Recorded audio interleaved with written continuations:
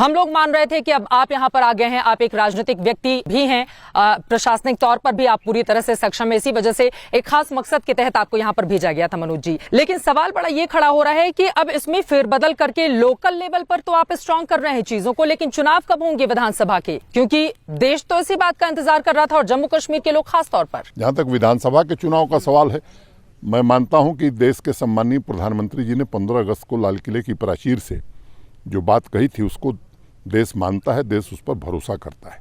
आप सबको मालूम है कि डिलिमिटेशन कमीशन अपना काम कर रहा है। कुछ लोगों को भ्रम होगा, लेकिन मैं बड़ी जिम्मेदारी से बात कहना चाहता हूं कि जिन लोगों ने भारत के संविधान की शपथ ली है उनको ये बात मालूम होनी चाहिए कि डिलिमिटेशन का एक्ट देश की पार्लियामेंट ने बनाया है और केवल जम्मू कश्मीर में डिलिमिटेशन नहीं हो रहा है, पूरी उत्तर के 4 राज्यों का डिलिमिटेशन साथ साथ हो रहा है। एक बार डिलिमिटेशन का काम खत्म हो जाएगा, जम्मू कश्मीर अहम हो जाता है ना सर, जो आप बातें कह रहे हैं। जम्मू कश्मीर भी अहम है और पूर्वोत्तर के वो 4 राज्य भी अहम है, वहां भी चुनाव होने। इसलिए कुछ लोग वेस्टेड इंटरेस्ट में भ्रांति फैलाने की कोशिश कर रहे हैं, मैं उसको पूरी जिम्मेदारी से खारिज करता हूं। लोग संवैधानिक संस्थाओं को न समझते हैं न उनके अधिकारों को जानते हैं। भारत में चुनाव कब होगा, कहाँ होगा, ये दायित्व भारत के चुनाव निर्वाचन आयोग को है। वो देश की एक संवैधानिक संस्था है, उसके कार्य क्षेत्र में कोई दखल दे, मैं समझता हूँ ये उचित नहीं है। डिलिमिटेशन का काम चल रहा है, पूरा होगा तो मैं मानता हूँ कि उचित समय पर भारत का निर्वाचन आयोग इस दिशा में भी निर्णय करेगा। उचित समय कब आएगा ये निर्वाचन आयोग बताएगा। अब मैं आ जाती हूं उन नेताओं के सवालों को लेकर जिनको हाल ही में रिहा किया गया या जिनको 370 लागू किए जाने के बाद नजरबंद किया गया था और एक एक करके उनकी रिहाई कर दी गई है।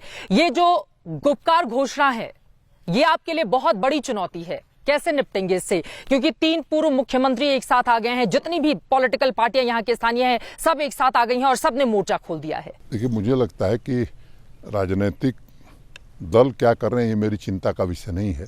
जम्मू कश्मीर की आवाम क्या सोचती है, उनकी बेहतरी के लिए, उनके सपनों को पूरा करने के लिए क्या किया जा सकता है।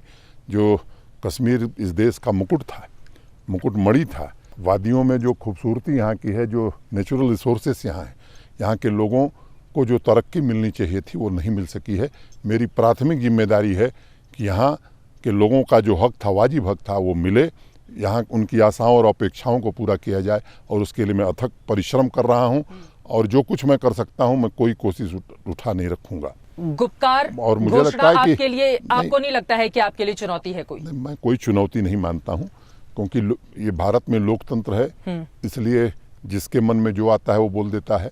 मुझे कुछ उस पर कोई प्रतिक्रिया किसी राजनीतिक मुफ्ती जी ने तो जैसे ही उनकी रिहाई हुई सर, प्रतिक्रिया नहीं व्यक्त करनी है। और मुझे लगता है कि हम आवाम का भरोसा जीतना चाहते हैं, जम्मू कश्मीर को विकास के शीर्ष पर पहुंचाना चाहते हैं और इसलिए मैं पूरी तरह से आश्वस्त हूं कि वो हासिल करके हम रहेंगे। लेकिन सर, चूंकि देखिए आप जिस पद पर इस वक्त बैठे हुए हैं वो सिर्फ प्रशासनिक तौर पर मजबूत नहीं है, जब तक यहाँ पर विधानसभा के चुनाव नहीं हो जाते राजनीतिक तौर पर भी बहुत मजबूत है।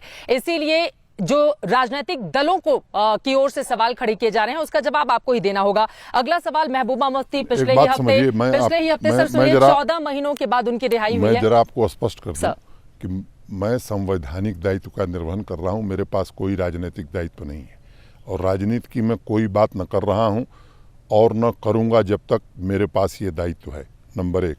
नंबर 2, मैंने ये शपथ ली है संविधान की, तो शपथ में ये भी है कि संवैधानिक संस्थाओं के कार्य क्षेत्र में अतिक्रमण करना, मैं समझता हूँ ये संविधान हमें इजाज़त नहीं देता है।